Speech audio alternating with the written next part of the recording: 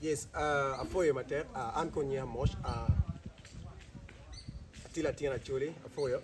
Recently, onyo macho choke, waberu ki Gurreme Pongwongo, ma kitone na beru ka posting kere. Manen Gurreme kila chuli weng mete kaka ma pat, kono kaka ngo, kono kaka pakuma, kono kaka la mogi ikono ngo kake ma pol ma parang luo nyingi. Now, Gurreme Pongwongo mani o yapeni last year my chakane obero ipong duo man school makaloni sa Samuel Becker. Now, member ini 2024 makono tika tumdiri ma matia tumdiri ma nyo nera maka matika tumdiri ma nyane. Gurreme Pongwongo katiki resolution, kawa resolution na te lokeni kono pange bonye mabe.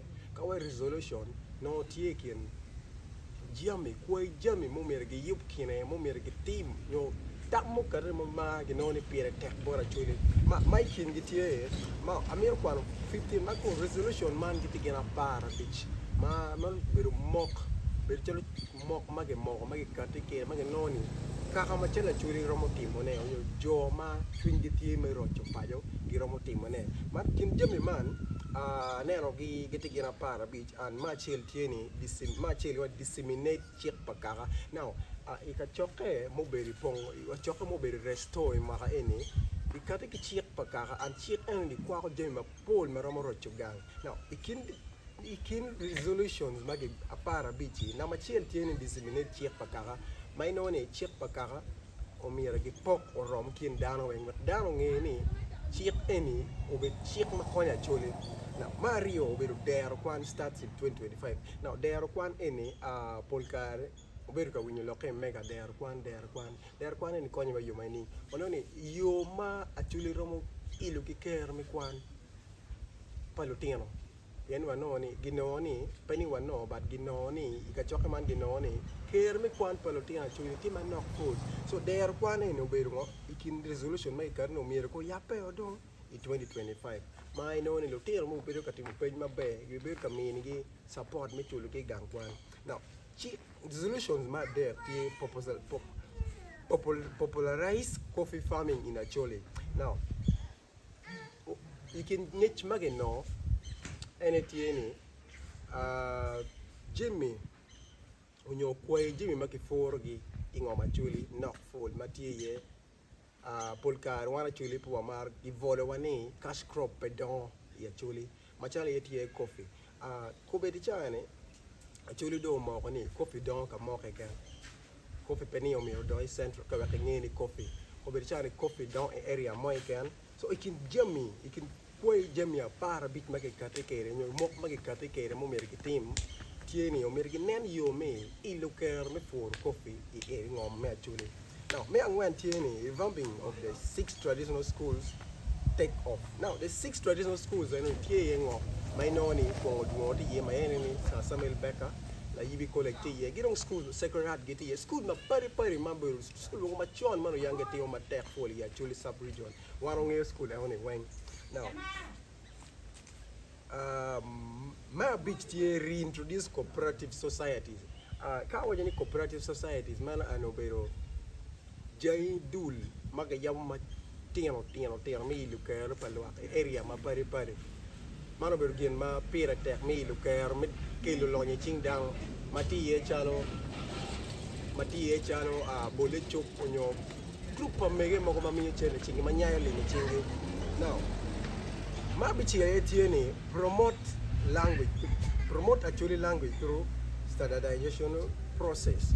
Now di kati ki lok ma polo nyo mok ma polo nyo lok kit ma garaw yu pugi leba chuli kito mer ki lok ke mati ye printing leba chuli mi bet school mo ken mati ya chuli mi no translation o betie o mi genene ni giber ka fonyo leba chuli ma chalo pedak ni schools wengiti ki different languages ma ki fonyo but wan ginoni pire te kaleba chuli beriye aya ikin je magi kate kere ne eneni leba chulo mergi nen yo mo gak leba chulo beto international pada ko be leb mo ko madonge lo ko ngo ko be chan ke ngia chuli chim magi yogi ko Google Fonts ko ngo leba chuli pe pad wana yo leb pa ka te mo ken ma it's resolved in Google now best can leba chuli ro yi le malo now Jima be sports at every sub-county starting next year. Now, man, we will to me lucero.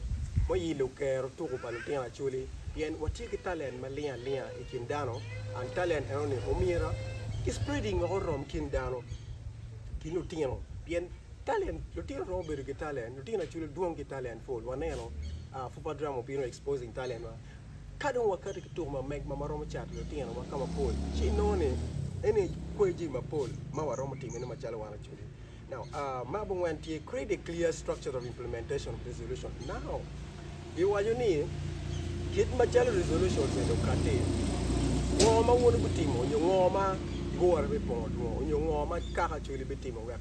Gid magi loreni, kijima par with mathematica loreni. Gitimu, pien romo gari lock.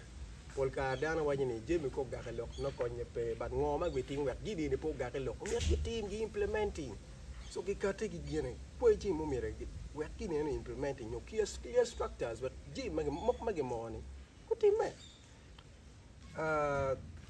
my party join actually district council to reconcrete check pakara copy farming now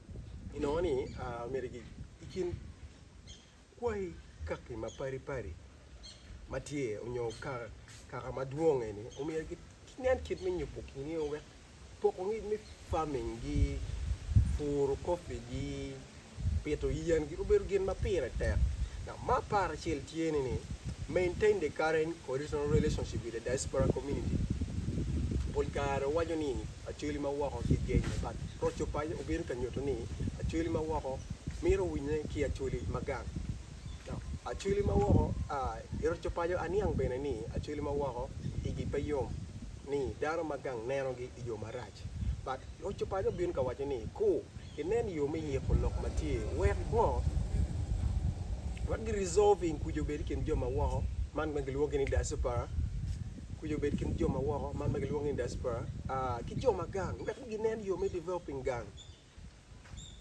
now ma para rio tieni grow and maintain trees mana pieto yen oneno lo pieto yen obedo matek ma otim boss mi go yele ye jomo keno go yele ye and ikin lok ma gelo tieni mer ge piet yen rom kin area mi achuli pien otongo makao rom achuli ma para de tieni build a robust and M&E plan now gini ni wen konye pe kapo wano monitoring and evaluation strategy pien Romo no you may implementing Gemini, but kapegi monitoring no konye pay, no konye pay. Waromo actually romo lock ni what disseminating their kwangi korongo and kapegi monitoring no konye pay. So kin monitoring revolution taking resolution nama para dek ma omireki team. Now nama para went ni host join Luo convention in Gulu, bringing together Luos from different areas.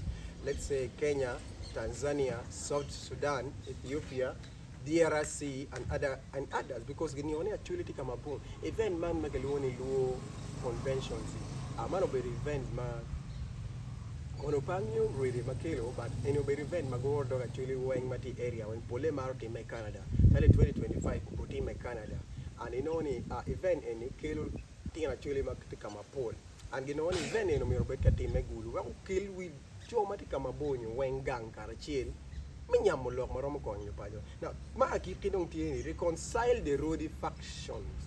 Now, any look ma pia tek madano weng tika widano tika wajini Gurreme Pongwongo konye pe kapege reconciling the road faction. Kawa road faction man will tell matikin lo dira chuli mike kalkwar. Giwajini ma kitini 15 resolution wajini kapege yo ikin lock matikin road Korora piere, korora chana, no food chik Gurreme Pongwongo, konye pe.